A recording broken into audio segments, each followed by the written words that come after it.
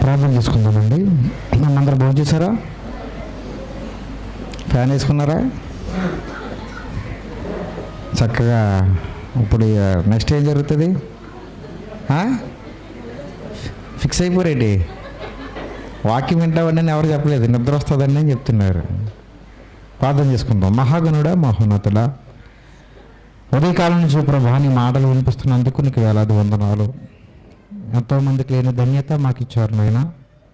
నీ సన్నిధిలో నీ యొక్క కృపచేత మమ్మల్ని బలపరిచినందుకు నీకు వందనాలు. వినుచున్న ప్రతి మాట మా హృదయంలో నాటబడే భాగ్యాన్ని మాకు దయచేయమని, మీరే మహిమ పొందుకోమని మా ప్రభువైన యేసుక్రీస్తు వారి పరిశుద్ధమైన నామములో అడిగి వేడుకొంచున్నాము తండ్రి, ఆమేన్. ప్రియమైన దేవుని వల్లారా, మరొకసారి ఈ అవకాశం ఇచ్చిన అధ్యక్షుల వారికి, అదేవిధంగా మరి ఇక్కడ పిలిచిన నికోడమోస్ గారికి, కూడిన సంఘానికి కూడా నా హృదయపూర్వక వందనాలు తెలియజేస్తున్నాను. మాట్లాడుకుంది ఇంకా అదే చెప్తున్నాను, మాట్లాడుకోవద్దు. మాట్లాడుకుంటే ఎలా ఉంటుందంటే డిస్టర్బ్ అయ్యామనుకో, చెప్పడానికి కూడా ఇబ్బందిగా ఉంటే ఏం చేస్తామంటే చక్కగా మ్యూట్ చేసుకుని చక్కగా అందరం కూడా మాట్లాడుకోవచ్చు. రాత్రి ఒక టాస్క్ ఇచ్చాను, చేశారా? ఇంటికి వెళ్ళిన తర్వాత 11 అధ్యాయం చదవమని చదివారా లేదా? రాత్రి వచ్చిన వాళ్ళు ఉన్నారు అక్కడ. ఆ సెక్షన్ వేరేళ్ళు, ఈ సెక్షన్ వేరేళ్ళా? అమ్మ భోజనం చేశారా? మాటలు వచ్చి మీ అందరికీ చేశాడు. అబ్బాయి చెప్పాడు, అమ్మ భోజనం చేశారా? అమ్మయ్యా. రాత్రి మీరు వచ్చారా? వచ్చిన వాళ్ళు చేయొద్దండి. బైబిల్ చదువుతున్న వాళ్ళు చేయొద్దండి. చదివారా? దేవుడికి మీకే తెలియదు, నాకు తెలీదు, అంతే కదా. దేవుని మాటలు ఎంత అద్భుతంగా ఉంటాయంటే నిజంగా మనకు వెళ్తుందండి. మనకు నిజంగా దేవుని మాటలు అర్థమవుతండి. ఎంత అద్భుతంగా ఉంటుందంటే, ఎగ్జాంపుల్ ఒక మాట చెప్తాను నేను. మనకి ఇష్టమైన వాళ్ళు ఎవరైనా ఉన్నారనుకుందాం అండి. మనకి ఇష్టమైన వాళ్ళు ఎవరైనా ఉన్నారనుకో, ఆ ఇష్టమైన వాళ్ళు ఒకవేళ మనకి ఏదైనా వండి పెట్టారనుకుందాం, ఏం చేస్తాం మనం? అదే బాగోపని ఏం చేస్తాం? తింటాం ఏంటి? చెప్తాం, ఇష్టంగా తిన్నాం, చాలా కూల్గా చెప్తాం. ఏమని? నువ్వు వండినా కానీ ఇది ఇలాగుంది, దీన్ని సరి చేసుకో అని చెప్తాం. అవునా? అది ఇష్టం లేని వాళ్ళు పెడితే ముఖం మీద చెప్తాం, అస్సలు బాగోలేదంటాం. అవునా కదా? ఖచ్చితంగా మనం ఆ మాట అంటాము. అవునా? ఇప్పుడు ఒక మాట, ఎందుకంటే బైబిల్ అనేది ఎంత చక్కని పుస్తకం అంటే, బైబిల్ అనేది ఎంత చక్కని పుస్తకం అంటే, చదివేకోల్దే, ఈ బైబిల్ని చదివేకోల్దే మనకి ఏమనిపించాలో తెలుసా? ఇష్టం పుట్టాలి. చదువుకోల్ది ఏమనిపించాలి? ఇష్టం పుట్టాలి. మనకి నచ్చిన ఒక ప్రియుడు లేకపోతే ప్రేమించిన వ్యక్తి ఒక మెసేజ్ మనకి పంపించారనుకుందాం. పంపిస్తే ఏం చేస్తాం మనం? చూసి పడేస్తామా? ఇష్టమైనప్పుడల్లా దాన్ని ఏం చేస్తుంటాం మనం? ఇష్టమైనప్పుడు ఏం చేస్తాం? మీరు ఎవరు అబ్బలేదా? అలాంటివి ఏం లేవా? పంపించారా? ఎవరైనా ప్రేమిస్తే ఒక మెసేజ్ వస్తూ ఉంటుంది, అన్నీ పక్కన పెడతాం. ఏం చేస్తాం మనం? అంటే జరిగితే చెప్తున్నాను నేను, మీరు చేసినట్టు మీరు చేసినట్టు కాదు. ఒక వ్యక్తిని ప్రేమించినప్పుడు, ఆ చాటింగ్ చేసుకుంటున్నప్పుడు, ఆ చాటింగ్లో వస్తున్న ఆ పదాలని చూసుకుని ఏమైపోతాం మనం? మురిసిపోతుంటాం. ఒకటికి 10 సార్లు ఏం చేస్తాం? దాన్ని చదువుకుని ఇష్టపడుతూ ఉంటాం. అవును కదా? ఎందుకని? పంపించిన వ్యక్తి మీద మనకి ఆ ఇష్టం ఉంది కాబట్టి. అవునా? మరి దేవాతి దేవుడు మనల్ని ప్రేమించి ఏమిచ్చారు? మనకి పరిశుద్ధ గ్రంథాన్ని ఇచ్చారు కదా. ఇప్పుడు దీని మీద నిజంగా ఆయన ప్రేమిస్తే దీన్ని కూడా మనం ఏం చేయాలి? ఎక్కువ ఏం చేయాలి? దీన్ని కూడా మనం చదవాలి, ఇంట్రెస్ట్గా చదవాలి. చదివే కొద్దీ ఆనందపడుతూ ఉండాలి. మీకు ఒక విషయం చెప్పమంటారా? ఏ పుస్తకం చదివినా ఒకసారి ఇష్టమవుతుంది, రెండోసారి ఇష్టమవుతుంది, మూడోసారి ఇష్టమవుతుంది. కానీ ఎక్కువగా చదివితే దాని మీద ఏం కొడుతుంది తెలుసా? బోరు కొడుతుంది. ఇంతకన్నా కింద ఏమీ లేదు అని పక్కన పడేస్తాం. కానీ అదేటో కానండి, పరిశుద్ధ గ్రంథాన్ని ఒకటికి 2 సార్లు కాదు, ఎన్నిసార్లు చదివినా కానీ ఏమనిపిస్తుంది? ఎప్పుడు కూడా ఏమవ్వదు. ఒక్కరోజు ప్రతిరోజు ఒక కొత్తగా కనపడుతుంది తప్పించి అది ఎప్పుడు కూడా పాతగా లేదంటే ఇది మనకు తెలిసిందిలే అని మాత్రం ఎప్పుడు కూడా అనిపించదు. 1 more క్వశ్చన్. ఇక్కడ ఉన్న చదువుకున్న వాళ్ళు ఒక్కసారైనా బైబిల్ పూర్తిగా చదివిన వాళ్ళు ఎంతమంది ఉన్నారు? ఒక్కసారి ఆది కాండం మొదలుకొని ఇలాగ ఎత్తితే నాకు అర్థమవుతుంది. చెయ్యెత్తమంటేనే ఆదివారం నాడు చికెన్ షాప్ దగ్గరికి వెళ్తే ఏం కనపడతాయి మనకి? పేక కోసిన కూరలు ఎలాగుంటాయి? అలాగే ఎత్తకండి, ఇలాగ ఎత్తండి, అంతే కదా. బాగా ఆలోచించండి. బైబిల్ ఆది కాండం నుంచి పరిశుద్ధ గ్రంథం ఆది కాండం నుంచి ప్రకటన గ్రంథం వరకు ఒక్కసారి పూర్తి చేసిన వాళ్ళు ఎంతమంది ఉన్నారు? ఇప్పుడు ఎత్తండి.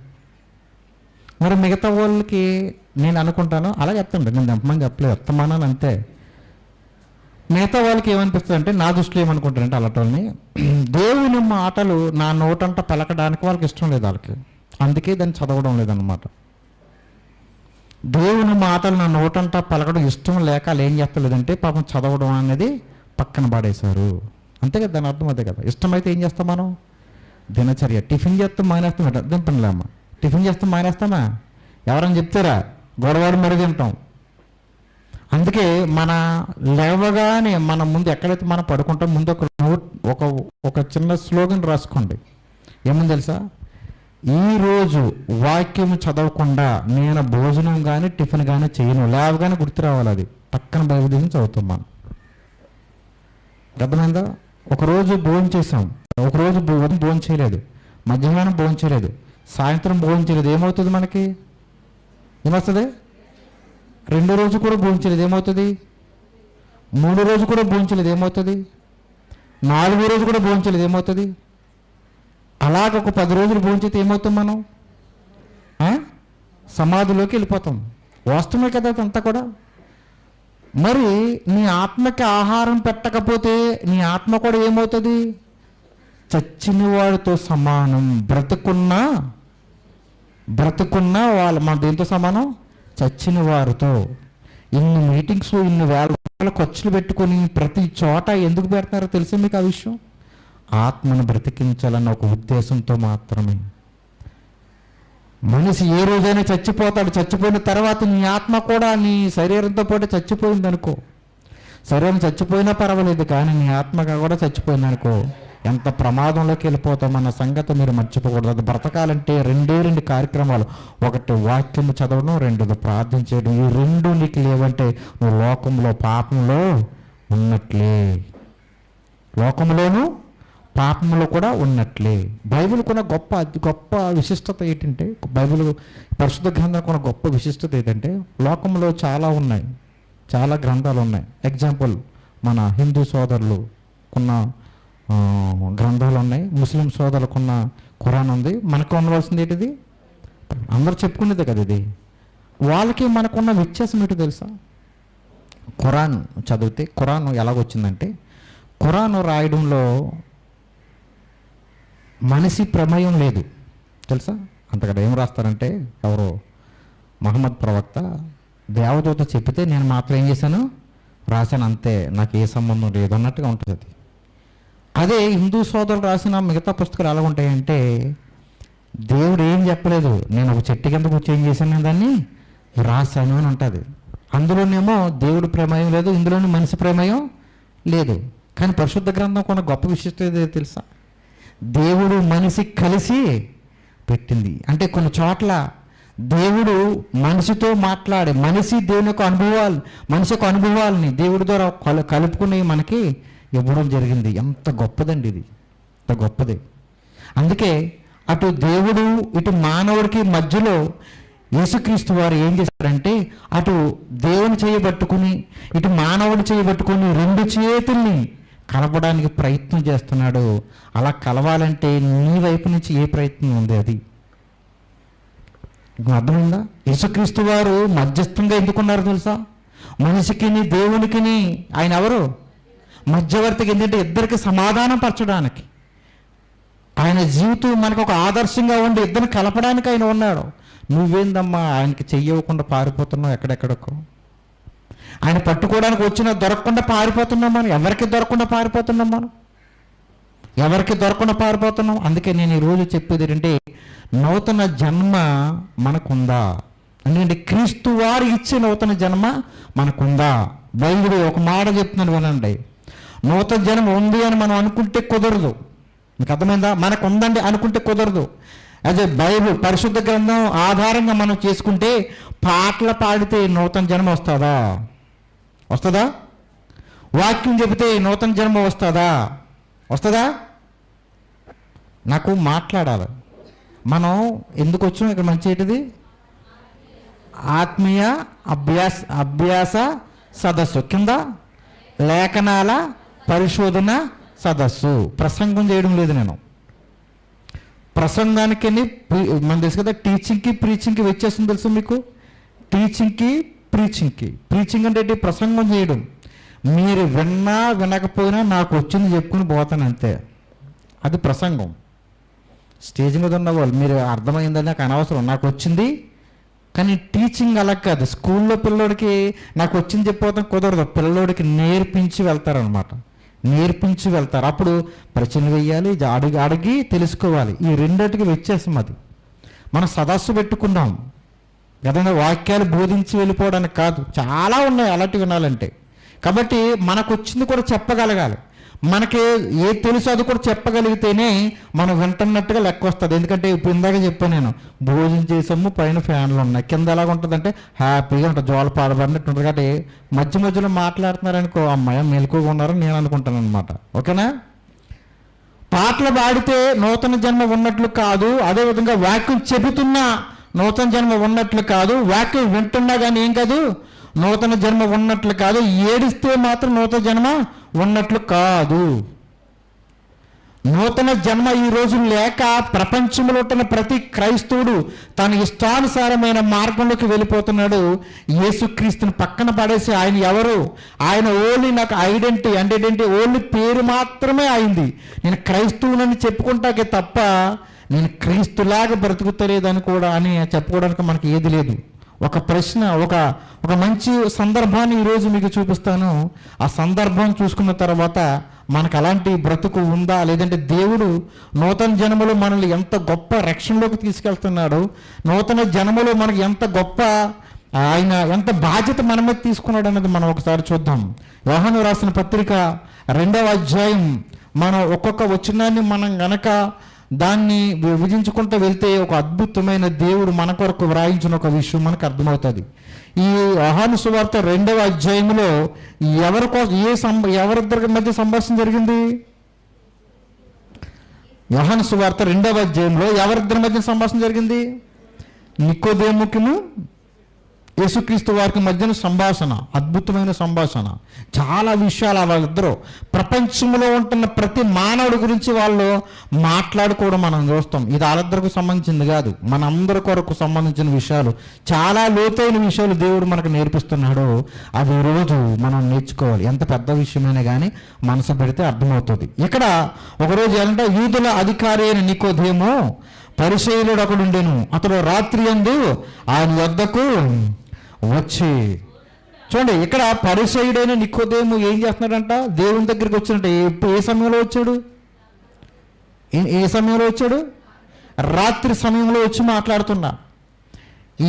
ఇతని గురించి, ఈ నికోదేము గురించి బైబిల్లోకి ఎక్కడైనా కనపడుతుందా? ఎక్కడ కనపడుతుందా? మిగతా సువార్తలో కనపడుతుందా? కనపడదు. ఇదే యోహాను సువార్తలో 7వ అధ్యాయంలో ఒకసారి యేసుప్రభుని కలుస్తారు. 19వ అధ్యాయంలో ఒకసారి ఆయన వస్తారు. 3 సార్లు యేసుప్రభుని కలుసుకున్నారు ఆయన. అంటే అది వేరే. నేను మామూలు మీకు ఇన్ఫర్మేషన్ చెప్తున్నాను. 7వ అధ్యాయంలో ఒకసారి వచ్చారు, ఇంకెక్కడ 19వ అధ్యాయంలో ఒకసారి కలుస్తారన్నమాట యేసుక్రీస్తుని. ఇప్పుడు రాత్రి వేళ కలిశారు కదా, ఒకరోజు మధ్యాహ్నం వేళ వస్తారు, ఒకరోజు సాయంత్రం వేళ వస్తారన్నమాట. ఆయన 3 సార్లు వచ్చి కలుసుకోవడం మనం చూస్తాం. ఒక అద్భుతమైన విషయం ఏంటంటే, ఇతను ఒక పరిసయుడు. ఒక మంచి స్థానంలో ఉన్న వ్యక్తి ఏం చేస్తున్నా, బోధకుడా, నీవు దేవుని వద్ద నుండి వచ్చిన బోధకుడు అని నేను ఎరుగుదును. దేవుడు నీకు తోడై ఉంటేనే కానీ నీవు చేయుచున్న సూచక క్రియలను ఎవడు చేయలేడని ఆయనతో చెప్పాను. ఎంత అద్భుతమండి, నిజం చూడండి. ఇతనికి కొన్ని అనుమానాలు వచ్చాయి, లేకపోతే ఇతనికి కొన్ని డౌట్లు వచ్చాయి. ఇతను చాలాసార్లు యేసుక్రీస్తు వారి బోధలు విన్నాడు, యేసుక్రీస్తు వారి యొక్క పరిచర్య విధానాన్ని చూశాడు, చాలాసార్లు చూశాడు. చూసిన ఈ వ్యక్తి అతని మనసులో కొన్ని ప్రశ్నలు ఖచ్చితంగా ఉన్నాయి. అది అడగడానికి సమయం చూసుకున్నాడు, వచ్చి అడిగాడు. అర్థమవుతుందా? ఎప్పుడైనా బైబిల్ కానీ పరిశుద్ధ గ్రంథాన్ని చదువుతున్నప్పుడు మనకు కూడా ఏం రావాలి? ప్రశ్నలు రావాలి.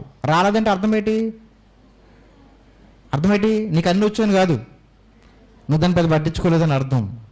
డౌట్ రాలేదంటే అమ్మో నాకు అన్ని తెలిసిపోయిన కాదు, ఎప్పుడు ప్రశ్నలు రావాలి. నేర్చుకోవడంలో మొట్టమొదటి మెట్టేడు తెలుసా? ప్రశ్న వేయడం. ప్రశ్న వేస్తేనే నేర్చుకుంటాం అన్న సంగతి మనం మర్చిపోకండి ఎప్పుడైనా సరే.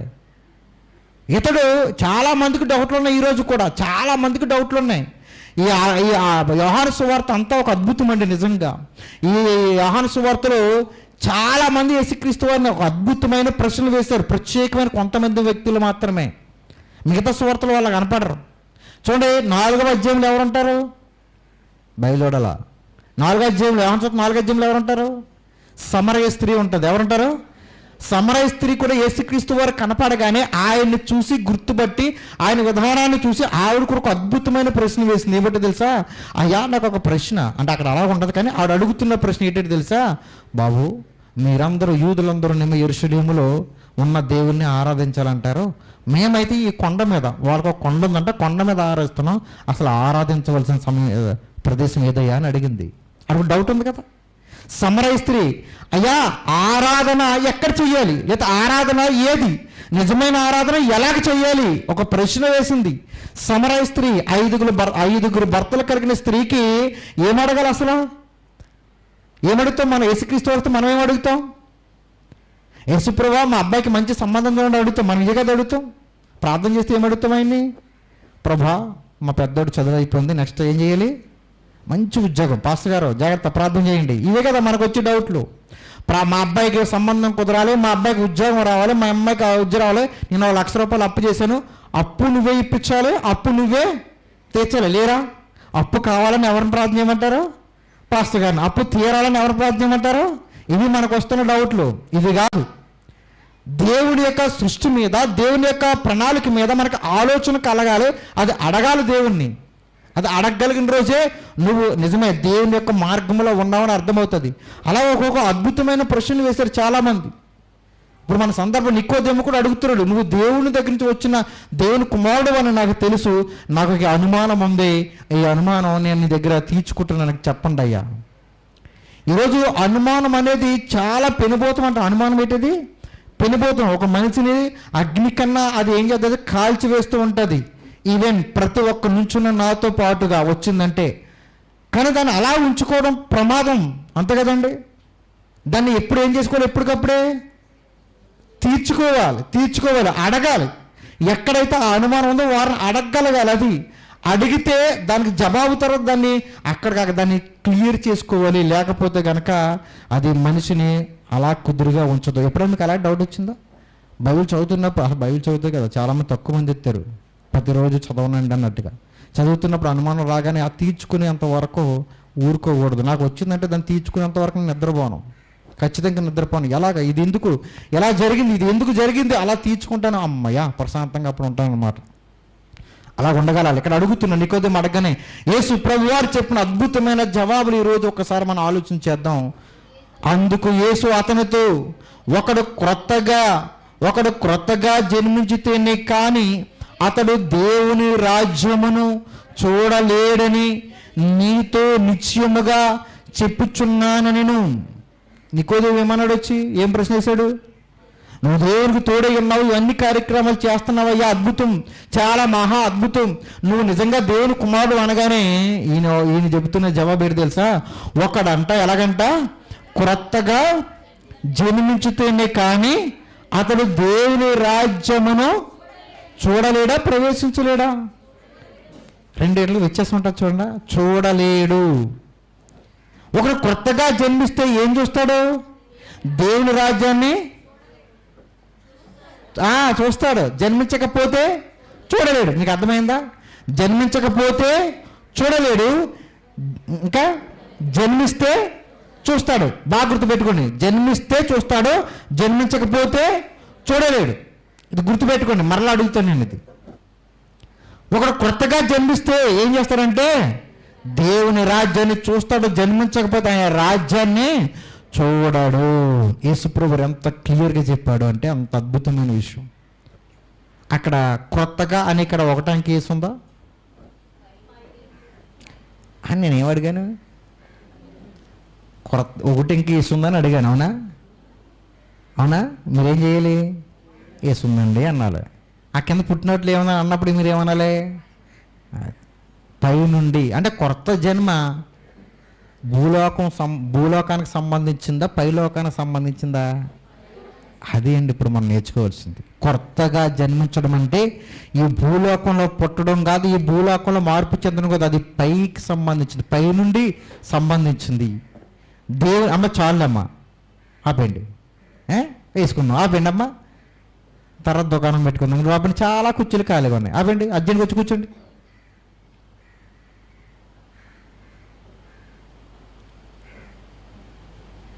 ఓకేనా?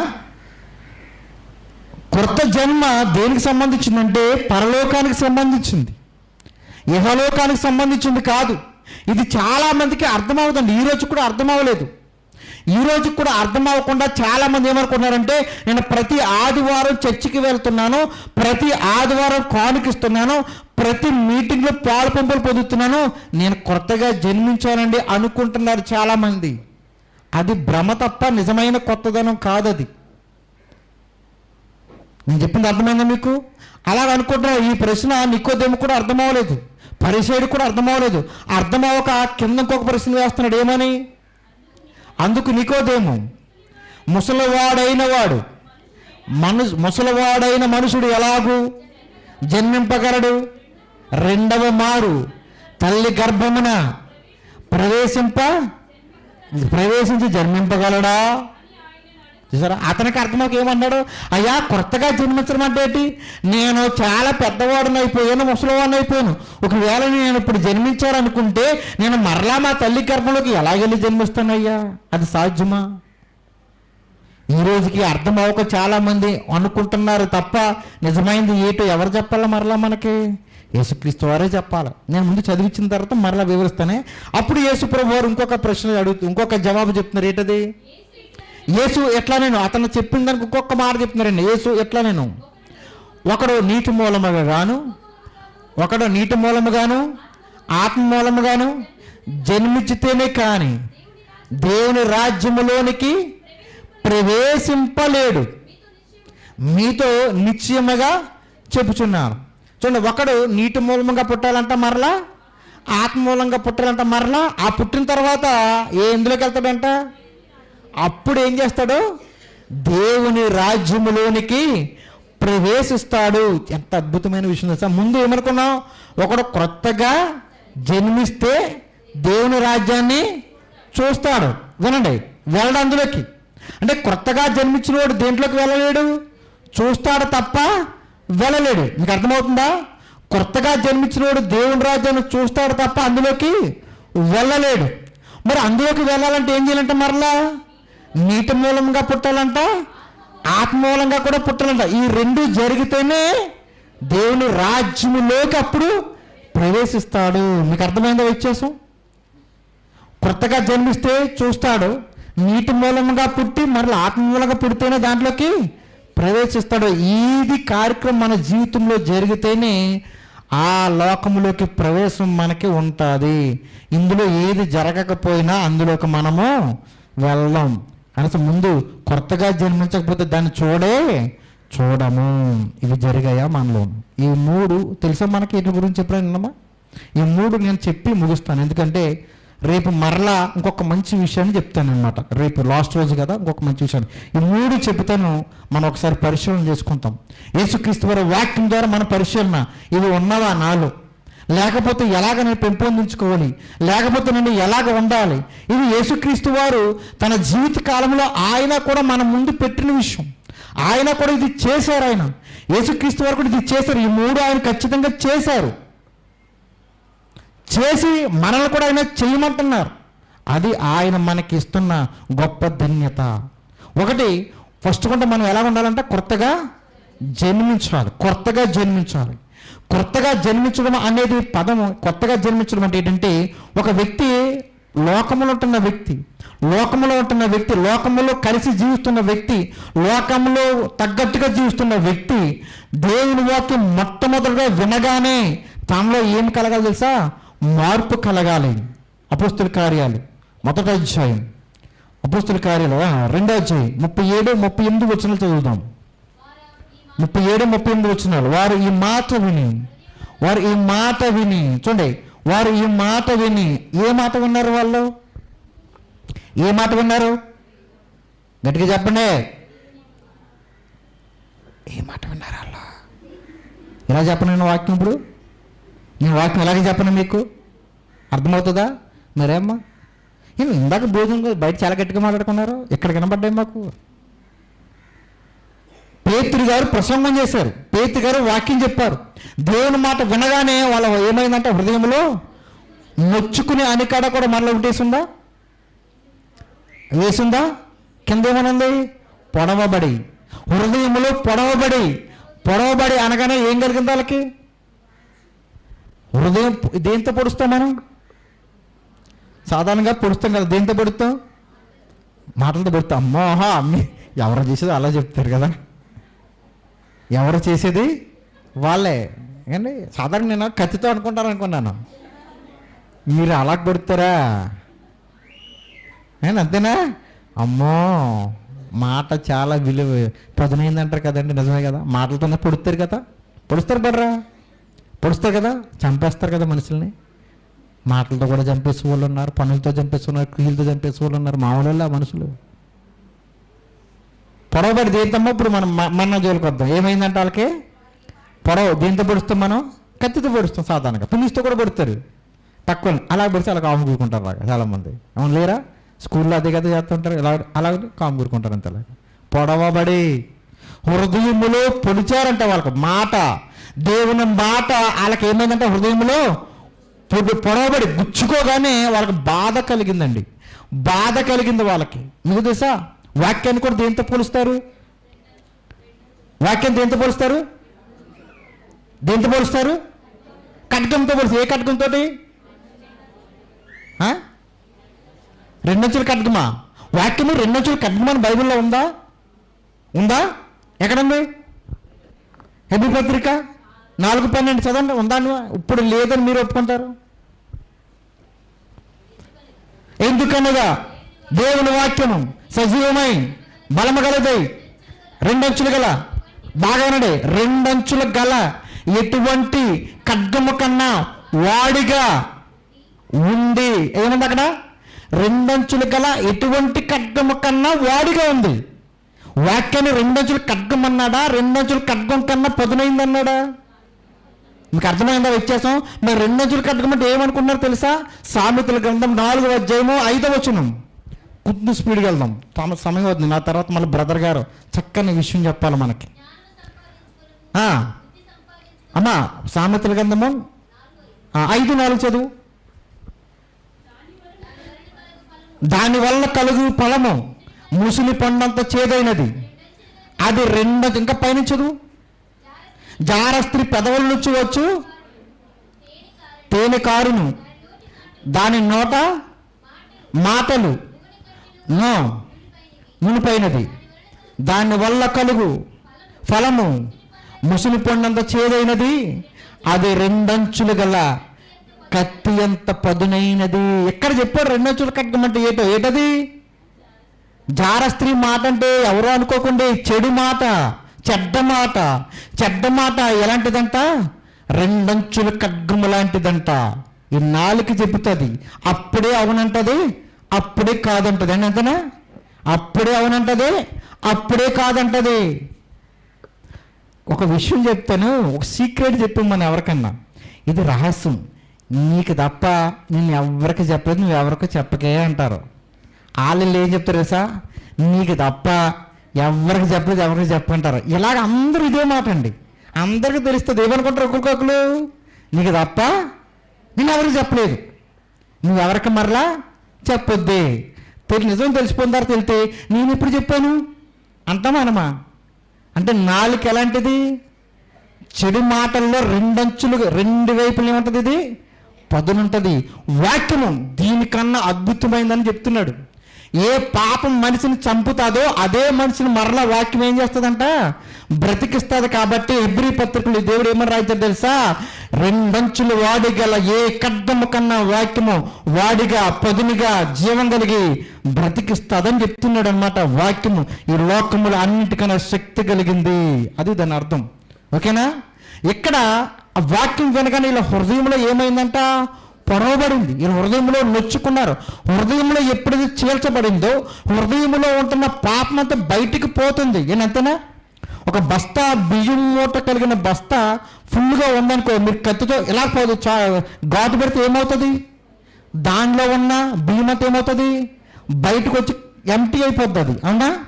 అలాగే వాక్యం ఎప్పుడైతే హృదయంలోకి వెళ్ళిందో అది పొడవబడితే మన హృదయం ఎంటీ అవుతుంది. ఎంటీ అయిపోయిన తర్వాత వీళ్ళు అడుగుతున్నారు, అయ్యా మేము ఏమి చెయ్యాలి ఇప్పుడు? ఇంత అద్భుతమైన మాట అండి ఇది. అయ్యా మేము ఏం చెయ్యాలి? ఎప్పుడైనా వాక్యం అయిన తర్వాత అది మనతో మాట్లాడితే వెళ్ళి సేవకుడితో, సేవకుడా నీ వాక్యం విన్నాం, ఇప్పుడు నేను ఏం చెయ్యాలి? ఎప్పుడైనా మనకు ఆ ప్రశ్న వచ్చిందా? ఎందుకని? హృదయం కాదు కదా, కనీసం ఈ బటన్ ఇదేంటిది షర్ట్ కూడా దాటి వెళ్తా వాక్యం మనకి, అంతేనా?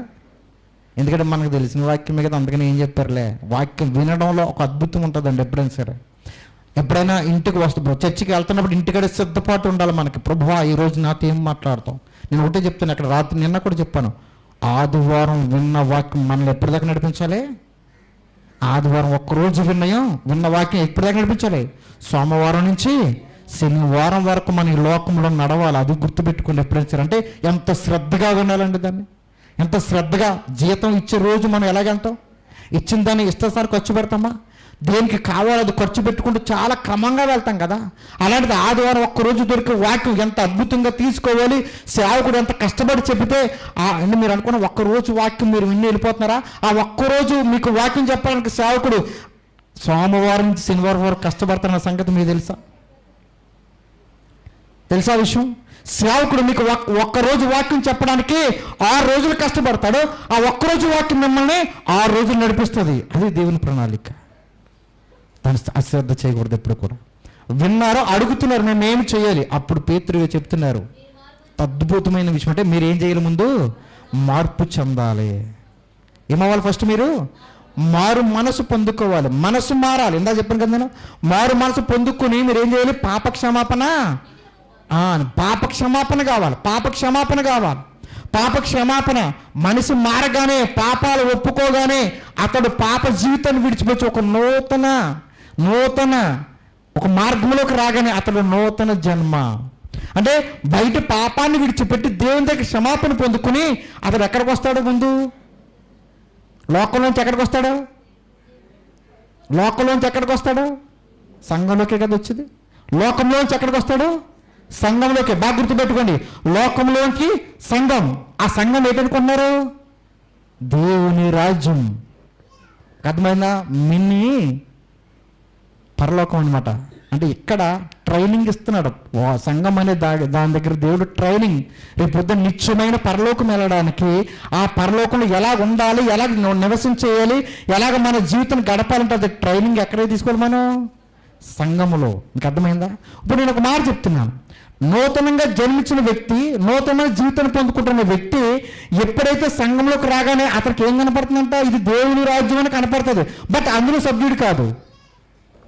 నేను అర్థమైందని చెప్పింది. చూస్తాడు కానీ ఎందుకంటే నూతనంగా కొత్తగా జన్మించిన వాడు దేవుని రాజ్యాన్ని చూస్తాడంటే, బట్ అందులోకి వెళ్ళలేడు. చాలామంది ఈరోజు ఏమనుకుంటున్నారు తెలుసా?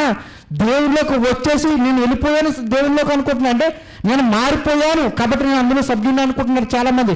ఇంకా బాప్తీసాలు తీసుకోకుండా అలాగే గడుపుతున్నారు. ఇంకా నాకు టైం ఉందనుకుని. ప్రమాదం, అది ప్రమాదం.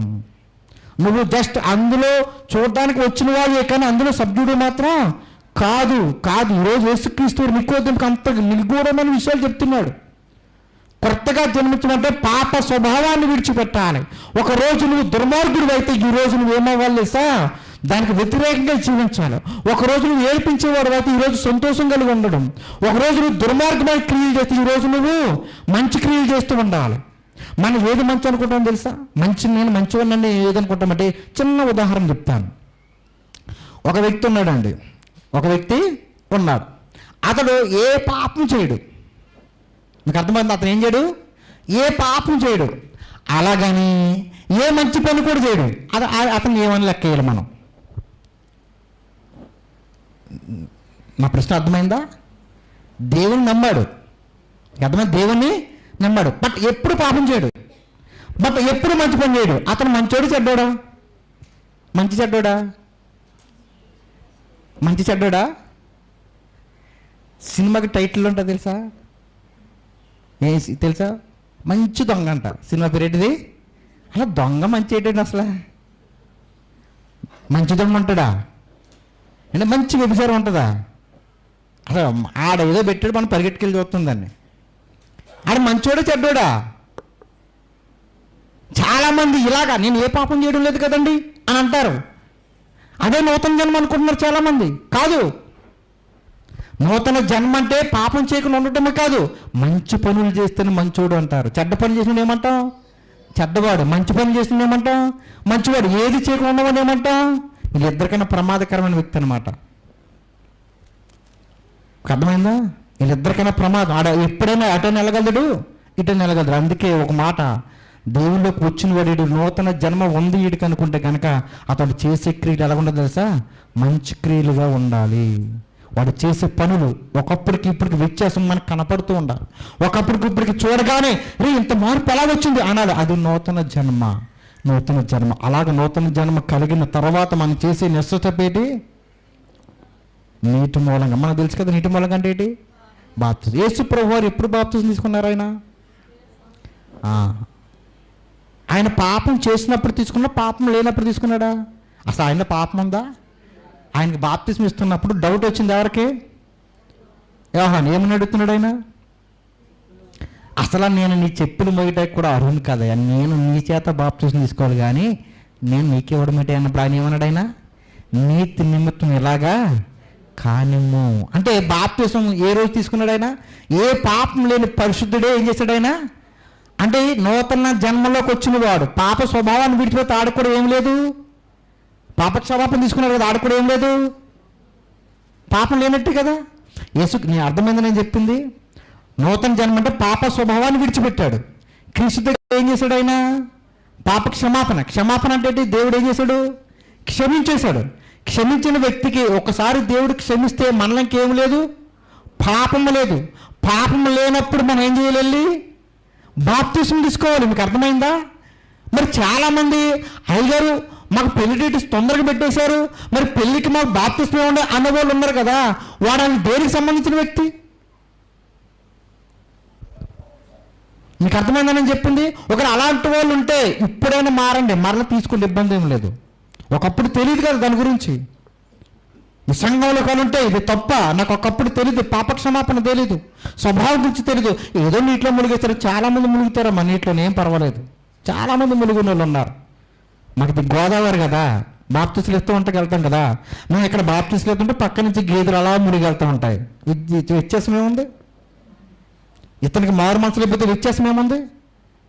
అర్థమవుతుందండి? వ్యత్యాసం ఏమీ లేదు. నూతన జన్మ ఉండాలి ఖచ్చితంగా. ఈ 3 రోజులు ఈయన మీటింగ్ పెట్టడానికి కారణం అదే. ఒక వ్యక్తి నూతనంగా వస్తారేమో, ఒక వ్యక్తి నూతనంగా బలపరుస్తారేమో. ఇక్కడ ఎవరికన్నా బాప్తిసం లేకపోతే ఈ 3 రోజులతో అడగండి, ఖచ్చితంగా తీసుకోండి. ఖచ్చితంగా అప్పుడు నువ్వు దేవుని రాజ్యములో వారసుడు. అంతకాలం లేకపోతే చచ్చిపోతే ఖచ్చితంగా నరకానికే వెళ్తావు తప్ప దేవుని రాజ్యంలోకి ప్రవేశించలేవు. ఇది గుర్తుపెట్టుకోండి. ఎవరున్నా కానీ అది మాత్రం గుర్తుపెట్టుకోండి. ఇక్కడ చెప్తున్నాడు, ఎప్పుడైతే మనం నీటి మూలంగా పుట్టామో వెళ్ళిపోతామో దేవుని రాజ్యంలోకి. మరల ఇంకోటి ఉంది, ఏంటది? ఆత్మ మూలంగా కూడా ఏం చేయాలి? మనం పుట్టగాలి, జన్మించగలాలి. ఎలాగ? దీనికి ఒక వ్యత్యాసం యేసుక్రీస్తు వారు చెప్తున్న అద్భుతాన్ని ఒక చిన్న ఎగ్జాంపుల్తో మీకు చెప్పి ముగిస్తాను నేను, ఓకేనా? తల్లి గర్భం ధరిస్తుంది తెలుసా? పెళ్ళైన తర్వాత తల్లి ఏమవుతుంది? గర్భం ధరిస్తుంది అండి. ఎంత పవిత్రమండి గర్భం అంటే, అంతే కదండి. తల్లి గర్భం ఎంతకాలం మోస్తుంది? 9 నెలలు మోసి మహా తల్లి ఈ లోకంలో ఏం చేస్తుంది? కంటది కదా. నికోదేము తల్లి గర్భంలో నేను ప్రవేశించాలా అనుకున్నప్పుడు యేసుప్రభు చెప్పిన విషయం ఏంటంటే, నాయన ఒకటి ఆత్మ మూలంగా పుట్టాలి, రెండోది నీటి మూలంగా పుట్టాలి నాయన అన్నారు. అది మనం చూసినట్లయితే 2 పదాలు, జన్మించాలి, పుట్టాలి. అంటే రెండు ఒకటో వేరువేరా? జన్మించడం పుట్టడం ఒకటే వేరువేరా? నేను మాట చెప్తానే, 9 నెలల తర్వాత ఆ పిల్లోడు పుట్టాడండి అంటారు కదా. అంతకుముందు ఎక్కడున్నాడు? గర్భంలో సజీవంగా ఉన్నాడా? మంచి ఉన్నట్టే కదా, ఉన్నట్టేనా? 9 నెలలు ఎక్కడున్నాడు ఆయన? గర్భంలో. మీకు అర్థమైందా? గర్భంలో ఎప్పుడు పుట్టాడు? ఎవరికి? నువ్వు బాగా అర్థం చేసుకో. అంటే గర్భంలో జన్మించిన వ్యక్తి 9 నెలల తర్వాత ఈ లోకంలో ఏం చేస్తాడు తెలుసా? పుడతాడు. మీకు అర్థమైందా? గర్భంలో జన్మించిన వ్యక్తి 9 నెలల తర్వాత పుడతాడు. మీకు అర్థమైందా? చాలా మందికి మన జన్మ తేదీ ఎవరికి తెలియదండి. నిజమైన జన్మ తేదీ ఏది? ఇక్కడ పుట్టేది అది ఎవరికి తెలియదు, దేవుడు తప్ప. మనకి ఏం తెలుసు అంటే 9 నెలల తర్వాత మాత్రమే తెలుసు. మా వాడు పుట్టాడండి, అది మనం చేసుకుంటాం, పెద్ద ఏది మనకు తెలిసినట్టు. రియల్ ఎవరికి తెలియదు. మీకు అర్థమైందంటే చాలామందికి తెలియదు అనమాట. అలాగే నీటి మూలంగా పుట్టిన ప్రతి వ్యక్తి కూడా సంఘములో అప్పుడే పుట్టినట్లు, బాప్తిజం తీసుకోగానే దేవుడిలో మనం ఏం చేసినట్లు? పుట్టినట్లు. అర్థమైంది మీకు? తల్లి గర్భంలో ఒక శిశువు ఎలాగైతే జన్మిస్తాడో, నువ్వు బాప్తిజం తీసుకోగానే నీ సంఘములో నువ్వు కూడా ఏం చేసినట్టు? జన్మించినట్టు. అంటే పుట్టినట్లు, సంఘములో జన్మించినట్లు. మీకు అర్థమైందా? గర్భంలో శిశువు 9 నెలలు ఎలాగా తన రూపురేఖలు సంతతించుకుంటాడో, సంఘములో కూడా నువ్వేం చేయ తెలుసా? నీకున్న అవయవ నిర్మాణం జరగాలి. పౌలు గారు ఎంత బాగా చెప్తాడండి. ఆంతర్య పురుషుడు దినదినం ఏమవుతున్నాడు? నాకు కృషించిపోతున్నా కానీ ఆంతర్య పురుషుడు ఏమవుతున్నాడు? నూతన పరుస్తున్నాడు. నూతనంగా అంటే ఎదుగుతున్నాడు అని అర్థం. అలాగే మన లోపంటున్న ఈ యొక్క ఆత్మీయ పురుషుడు సంఘంలో ప్రతిరోజు ఏం చేస్తా? అవయవ నిర్మాణం జరగాలి. మీకు అర్థమైందని చెప్పింది అర్థమవుతుందమ్మా? తల్లులకి అర్థమవుతుందని చెప్తున్నాను నేను. అవయవ నిర్మాణం జరగాలి. అవయవ నిర్మాణం కనుక లోపించిందనుకో ఎలా టోలు పడతారు? అంగవైకల్యాలు పడతారు. దానికి కారణం ఎవరు? మీకు అర్థమైందా? అంటే సంఘంలో గర్భంలో మనిషి చంటి పిల్లాడు ఎందులో ఉంటాడో తెలుసా? ఇందులో ఉంటాడు. ఇందులోని ఎంత అద్భుతం తెలుసండి. దేవుని వాక్యం దేంట్లో ఉంటాడు? ఉమ్మనీరులో ఉంటాడు. అవునా? సంఘంలో ఉన్న వ్యక్తిని కూడా దేంట్లో ఉంటాం? వాక్యమనే ఉమ్మనీరు మన కాచి కాపాడుతుందండి. వాక్యమనే ఉమ్మనీరు. వాక్యంలో నువ్వు ఖచ్చితంగా ఉంటే కనుక నీ అవయవ నిర్మాణం ఖచ్చితంగా బాగా జరుగుతుంది. వాక్యంలో నువ్వు దూరంగా ఉంటే, సంఘం సరైనది కాకపోతే, సంఘంలో సరైనది నీకు ప్రకటించబడకపోతే నువ్వు కూడా ప్రమాదంలోకి వెళ్ళిపోతాం. ప్రమాదంలోకి లోపల ఉంటుండగానే ప్రాబ్లమ్స్ వస్తుంటాయి. చాలామంది ఈరోజు ఏం చేస్తున్నారు తెలుసా? అవయవ నిర్మాణాలు జరగకుండానే అబార్షన్లు అయిపోతున్నాయి. సంఘాల్లో కూడా చాలామంది మొదటగా ఉంటున్న ఆ విశ్వాసంలో లేకపోవడం బట్టి చాలామంది లోకంలో కలిసిపోతున్నారు. వాళ్ళందరూ ఎవరో తెలుసా? అబార్షన్ అయిపోయినలే. నువ్వైతే మాత్రం నీ అవయవ నిర్మాణం బాగా జరగాలంటే సంఘములో ఎదగాలి. సంఘములో అలాగ ఒక సరైన రూపు వచ్చిన తర్వాత, ఎలాగైతే గర్భంలో నుంచి ఒక శిశువు ఈ లోకంలోకి వస్తాడా? అలాగే ఈ ఆత్మను చీల్చుకుని నువ్వు ఆత్మగా పరలోకానికి వెళ్తామన్న సంగతి నీకు తెలుసా? అదే ఆ దేవుడు ఏమన్నాడు? ఆత్మ మూలంగా జన్మించడం. అంటే ఇక్కడ ఆత్మ మూలంగా చనిపోగానే ఎక్కడికి పడతావు నువ్వు? పరలోకంలో. ఎంత అద్భుతం అండి. సంఘం అంటే ఎంత పవిత్రమైంది. యేసుక్రీస్తు వారు ఇది చెబుతున్నాడు. నేను ఇది చెప్పడానికే వచ్చాను. ఇలాగ మారాలి నా ప్రజలు, ఇలాగ ఉండాలి, మీరు ఇలాగ మారండి, ఇవన్నీ నీలో ఉండాలని అడుగుతున్నాడు. ఎంతమంది అలాగ ఉండగలుగుతున్నారు ఈరోజు చెప్పండి? సంఘం అంటే ఎంత చులకన భావం తెలుసండి. ఆదివారం చాలా ఈజీగా మానేస్తారండి చాలామంది. చాలా ఈజీగా కారణాలు చూస్తే చాలా సింపుల్ కారణాలు. తలపోటు వచ్చిందంటే నీరసంగా ఉందని తల తీసేస్తాడు తెలుసా దేవుడు. నేను చాలా కంట్రోల్గా చెప్తున్నాను. తల తీసేస్తాడు ఏదో ఒక రోజు. చెప్పుకో దేవుడి దగ్గర కారణాలు, వినే ఓపిక ఆయనకి లేదు, మీ గురించి ఆలోచించే ఆలోచన లేదు. నువ్వు చెప్పే కారణాలకు దేవుడు ప్రతిరోజు బెలగమ్మ అంటాడంట. అస్సలు అడగడండి దేవుడు, ఆజరు తీసేసుకుంటూ పోతాడంతే. అందుకే నువ్వు చెప్పే ప్రతి మాట దేవుడు మర్చిపోతే రేపు పొద్దున్న మనం అలటోళ్ళం అంటే మామూలుగా బొంకం కదా. నువ్వు అన్నమా ప్రభా, ఎప్పుడు చెప్పండి ప్రభా, సాక్షులు ఏం అడుగుతాం కదా. సాక్షులు దేవుడి దగ్గర ఖచ్చితంగా రాసుకుంటున్నాడు అన్న సంగతి మనకు తెలుసా? మలాకీ గ్రంథం 3:16 ముగిస్తాను. బ్రదర్ గారికి చాలా సమయం ఉంది, ఎందుకంటే మీరు 2 గంటలు రమ్మంటే చక్కగా 2:30కి వచ్చారు. అప్పుడు యెహోవా యందు భయభక్తులు గలవారు ఒకరితో ఒకరు మాట్లాడుకొని చుండగా యెహోవా చెవి ఎగ్గి ఆలకించి మరియు యెహోవా యందు భయభక్తులు కలిగి ఆయన నామమున జ్ఞాపకార్థముగా ఒక గ్రంథాన్ని రాస్తున్నాడు ఆయన. నువ్వు ఏం మాట్లాడుతున్నావో, ఇతరులతో ఏం మాట్లాడుతున్నావో, ఇతరుల దగ్గర నువ్వు ఎలా ప్రవర్తిస్తున్నావో ఆయన ఏం చేస్తున్నాడంటే ఒక గ్రంథాన్నే. ఎందుకని? మన గురించి ఆయన బాగా తెలుసు. ఏమని మనం బొంగుతామేమనుకుని. ఎందుకంటే మనం డిలీట్ చేద్దా. చాలామంది ఏం చేస్తారు, వాట్సాప్ మెసేజ్ పెట్టకని ఏం చేస్తారు, టక్కనే ఇంకో చూస్తారు, ఏం చేస్తారు, డిలీట్ చేస్తారు. అవునా? డిలీట్ చేస్తారు చేయరా? డిలీట్ చేస్తారు. బట్ ఎక్కడ డిలీట్ అవ్వదు? దేవుని దగ్గర డిలీట్లు ఉండవండి. అక్కడ ఏమి డిలీట్లు ఉండవు. ఇదిగో సాక్ష్యం, ఇదిగో నాయన ఆ రోజు నువ్వు మాట్లాడా కదా, ఇప్పుడు ప్రభావ నేను ఎప్పుడు మాకు గుర్తులేదు ప్రభావ అంటే డేట్తో శుద్ధా ఈరోజు పెడతాడనమాట. నీ మాట తీరు ఎలాగుంది, నీ ప్రవర్తన, నీ సంఘంలో నీ బ్రతుకు ఎలాగుంది. అది సంఘానికి కట్టుబడి సంఘంలో వాక్యం చెప్తుంది. ఒక్కరోజు కూడా మానకుండా నీ ఒక అవయవ నిర్మాణాన్ని నువ్వు ఏం చేసుకోవాలి తెలుసా? పెంచుకుంటూ ఉండాలి. మన పసిపిల్లలతో అనడం చాలా వాక్యాలు ఉన్నాయండి ఇందులోని, చాలా వాక్యాలు ఉన్నాయి. వాక్యం ఉంటే నా పాపం చేయను తెలుసా? నీ ఎదుట నేను పాపం చేయకున్నట్లు నా హృదయంలో నేను వాక్యం ఉంచుకున్నాను. యవనస్తులు దేని చేత వారి నడతను శుద్ధి చేసుకుంటారో నీ వాక్యం ద్వారే కదా. నీ వాక్యం నా పాదాలకు దీపము, నా మార్గానికి వెలుగు. మన మార్గాలు వెలుగుమయగా ఉండాలంటే వాక్యంలో మనం నడవాలి. సేవకు నిందా చెప్పింది కదా ఒక మంచి మాట. నీకు ఒక్కరోజు వాక్యం చెప్పడానికి సేవకుడు 6 రోజులు కష్టపడితే ఆ ఒక్కరోజు వాక్యం నిన్ను 6 రోజులు బతికిస్తున్న సంగతిని మర్చిపోకు. దాన్ని ఈజీగా వదులుకోకు తల్లి. యేసుక్రీస్తు మన జీవితానికి ఎంత గొప్ప మార్గం చూపించాడు కదా. సంఘం అనే ఒక గొప్ప రక్షణలో బయట ఉంటే తినేస్తాడు, బయట ఉంటే విషవాయువులు ఉన్నాయి, బయట ఉంటే మంచి నీరు లేదు అని సంఘములో నిన్ను కూర్చోబెట్టి ఆయన వాక్యంతో, ఉమ్మ నీరనే వాక్యంతో నిన్ను పరిశుద్ధంగా పవిత్రంగా దేవుడు ఉంచుతున్నాడు. దానికి దూరం అయిపోతుంది తల్లి. నిన్ను ఎవ్వరూ కాపాడలేరన్న సంగతిని మర్చిపోకు.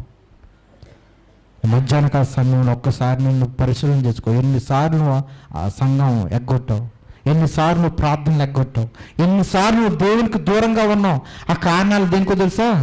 లోకములో వాటి గురించి నువ్వు ఎంతకాలం దూరంగా నువ్వు ఆలోచన చేసుకో. అలాగ నువ్వు ఉంటే కనుక ప్రమాదంలో ఉన్న సంగతి నువ్వు గుర్తుపెట్టుకోకు. నీ అవయవ నిర్మాణం బాగోలేదనుకోండి, డెలివరీ అవ్వదండి. ఇప్పుడంటే డెలివరీ చేయడానికి ఆపరేషన్ వచ్చి కానీ దేవుని దగ్గర ఏమి ఉండవు. తీసుకెళ్ళి పడేయడమే, నాకు వద్దంటాడు దేవుడు అంతే. కాబట్టి ప్రియమైన దేవుని వాళ్ళారా, చాలా విషయాలు మనం మాట్లాడుకుంటున్నాయి కానీ రేపు ఇంకా దీన్ని కంటిన్యూ చేస్తాను సమయం ఉన్నప్పుడు. ఎందుకంటే చాలా సమయం అయింది, మరలా మీకు సాయంత్రం ఆలస్యం అవుతుంది. కాబట్టి ఒక్కసారి కూర్చున్న నువ్వు ఎప్పుడైనా ఎక్కడైనా దేవుని వాక్యాన్ని అశ్రద్ధ చేస్తే కనుక ఒక్కసారి తల వంచి ప్రార్థన చేయండి. ప్రభువా, ఒకవేళ నేను ఇలాగ ఉంటే నన్ను క్షమించండి నాయన. నీ వాక్యానికి వ్యతిరేకమైన జీవితం నాకుంటే ప్రభా నన్ను క్షమించండి. నీ సంఘానికి వ్యతిరేకంగా ఉంటే నన్ను క్షమించండి ప్రభా. దయచేసి నాయన ఏ రోజు నేను అలాగ ఉండకుండా నీలో ఎదుగులాగా సహాయం దయచేయండి అని ప్రార్థన చేసుకోండి. దేవుడు మిమ్మల్ని ఖచ్చితంగా ఆయన ఆశీర్వదిస్తాడు. మహాగణుడు నీకు వందనాలు. కృపగలిగిన మా తండ్రి నీకు స్తోత్రాలు ప్రభా. సంఘం అనే గొప్ప ధన్యత మాకు ఇచ్చారు. యేసుక్రీస్తు వారందరూ మిమ్మల్ని సభ్యులుగా చేశారు ప్రభా. కాబట్టి దాని ద్వారా మేము ముందుకెళ్ళే భాగ్యాన్ని మాకు దయచేయమని ఇక్కడ కూర్చున్న ప్రతి బిడ్డని చేతులకు అప్పచెప్తాను. వారినైనా మీరు నిలబెట్టుకుని నడిపించుకుని కృప చూపించమని, ఒక మంచి బిడ్డలుగా తీర్చిదిద్దే భాగ్యాన్ని ప్రభావ వారికి దయచేయమని, మీరే మహిమ పొందుకోమని, మా ద్వారా మీరు మహిమ పొందుకోమని యేసు నామములో అడుగు వేడుకుంటున్నాం తండ్రి. ఆమేన్.